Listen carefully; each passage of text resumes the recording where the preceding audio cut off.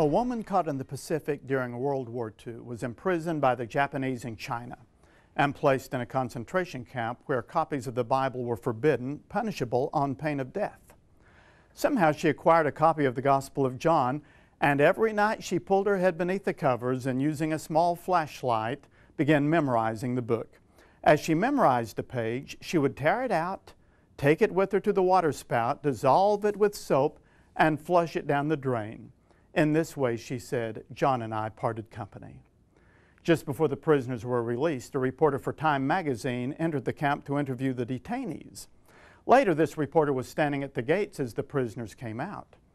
Most of them shuffled along, looking like zombies. This little missionary, however, was beaming and as bright as a button. I wonder if they managed to brainwash her, someone asked. No, said the reporter. God washed her brain. At the beginning of his ministry, when Jesus faced satanic temptation in the wilderness, he quoted verses from the Old Testament. Throughout his life, he recited extensively from the Scriptures. In his last painful moments on the cross, he again quoted Old Testament scriptures that he had previously memorized, such as, Into your hands I commit my spirit, and my God, why hast thou forsaken me? These are direct quotes from Psalm 31 and Psalm 22. If memorized Bible verses enabled an imprisoned missionary and a crucified Savior to think clearly at critical times, think of how they can help us through the stress and strain of each day.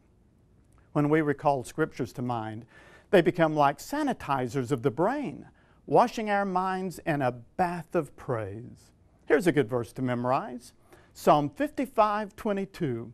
Cast your burden on the Lord and He will sustain you. He will never permit the righteous to be moved. That's Psalm 55:22. Number 41 of 100 verses everyone on earth should know by heart.